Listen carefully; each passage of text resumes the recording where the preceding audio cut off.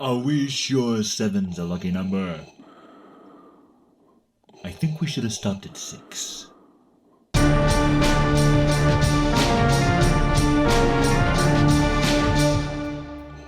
Star Wars, the Greatest Hits Collection, otherwise known as Episode 7, The Force Awakens, directed by Discount Spielberg, Jar Jar Abrams, starring Daisy Ridley, John Boyega, Adam Driver, and the much-heralded return of the original Star Wars cast. Now JJ seems like a nice guy, but nearly everything he makes is a derivative copy of a superior film, and The Force Awakens is no different. So what did he steal from Star Wars? What didn't he steal? He takes so many plot points from Episode 4, they should have called this film plagiarism, a Star Wars story. When Darth Twilight and his Apple-inspired eye troopers attack a small desert village on not Tatooine, we meet good old Ming the Merciless himself, Max von Sydow, who gets about a minute of screen time before his character is cut from the picture. We also meet chrome-plated villain cameo Captain Phasma, played by Gwendolyn Christie. It seemed like the studio heads thought, hey, Game of Thrones is hot right now. Let's cast some of their actors, that'll get the nerds excited. Like Star Wars isn't a big enough deal, right? Back to the movie. Empire 2.0 is looking for some information that's been hidden inside a spaceball BB-8. So let's see. Masked villain in black with a lightsaber. Desert planet droid carrying vital information. Looks like we're 3 for 3 on Star Wars bingo, and this is just the first scene.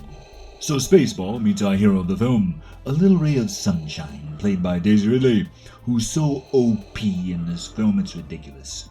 They run into elite combat soldier / space janitor Finn, a former stormtrooper. And come on, Disney, you made a big deal about one of the leads being a black guy, and the first thing you do to his character is have him get accused of stealing, beaten with a stick, and tased by a droid. It's not just The Force Awakens either. He gets tased in The Last Jedi too. After some heroics in the Millennium Falcon, and some callbacks to Indiana Jones with those stupid Rathars rolling down the hallway like giant balls of snot, or something out of the Men in Black films, our young heroes meet Han and Chewie, in one of the film's best nostalgia-inducing moments, as they board the Falcon again for the first time in over 30 years. To the film's credit, it does feel like Star Wars. On the other hand, how could it not, since it lifts nearly every story beat from A New Hope? But the look and feeling is there, and it's clear the film was made by people who truly love Star Wars. So Han and the gang head to Takadana for JJ's version of the cantina scene, where we meet Discount Yoda, who looks like a pod racer pilot from Episode 1. Rey has a spooky Force vision when she touches the hilt of my old lightsaber that Maz somehow got a hold of. When she's asked where she got it, she shrugs it off, saying, "Good question. You see, this is terrible and lazy writing." Rian Johnson and the others at Disney Lucasfilm tried to act like the fans were ridiculous for wanting Rey to be someone special, but Maz tells Rey that the lightsaber was Luke's father's, then it was his, and now it calls to you, implying a lineage. Otherwise, why mention that it's been passed down through the Skywalker family line? It's just one of the many plot threads that were set up in The Force Awakens that The Last Jedi threw away. Emo Ren shows up and kidnaps Rey as Hitler Youth General Hux destroys the Hosnian system with the first firing of the Starkiller base.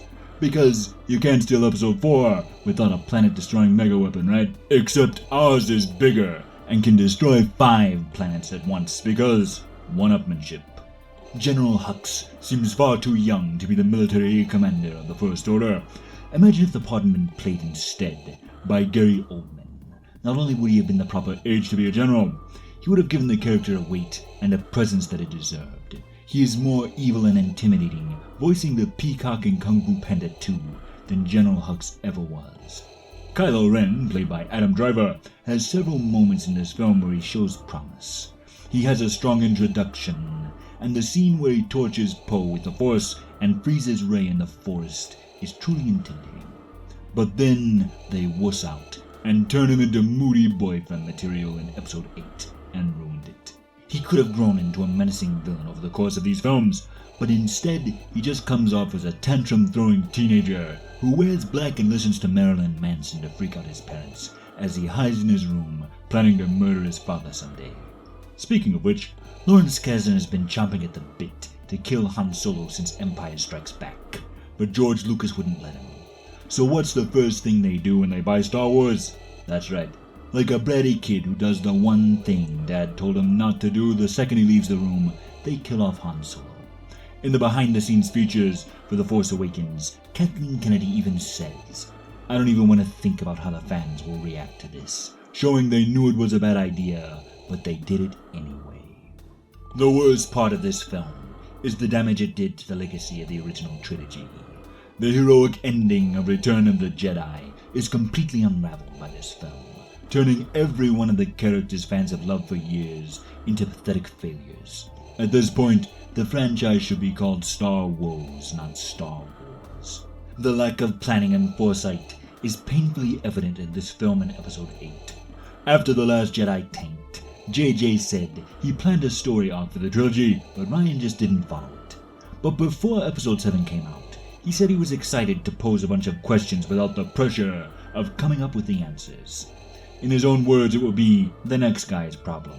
So the question is, was he lying then, or is he lying now? The best way I can describe The Force Awakens is that it's kind of like a cover band that messes things up by trying to make the songs their own, so you're better off just listening to the real song.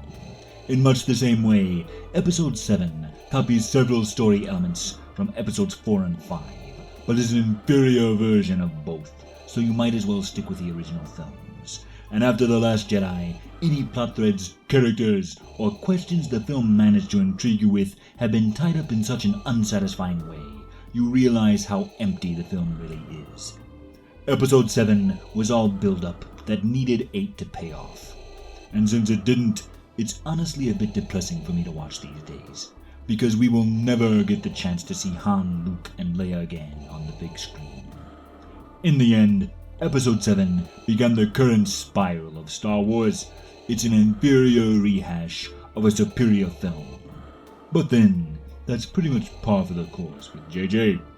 So for its missed opportunities, shameless stolen plot points, destroying fan-favorite characters to prop up their new ones, the lack of foresight and planning, the fact that they lied to George Lucas and threw away his original scripts for Episodes 7, 8, and 9, I give The Force Awakens 3 out of 5 Death Stars. The Emperor is not as forgiving as I am. This concludes my review of the Star Wars franchise for now, bringing us back to my review of The Last Jedi that started this channel, which you can watch after this if you haven't seen it yet. I will be reviewing Star Wars books, games, and the Clone Wars and Rebels series once I've gotten a chance to watch them eventually. But for now, we'll return to reviewing other films. You can watch all my Star Wars reviews in my new Star Wars playlist. So tune in next week to find out what I'll be reviewing next. This has been Vader Reviews. Be sure to like, comment, subscribe, hit that bell for notifications, and follow me on Twitter @VaderReviews. Join the Empire today. You do not yet realize your importance. Share these videos, and together we will rule the internet. And always remember, you don't know the power of the dark side.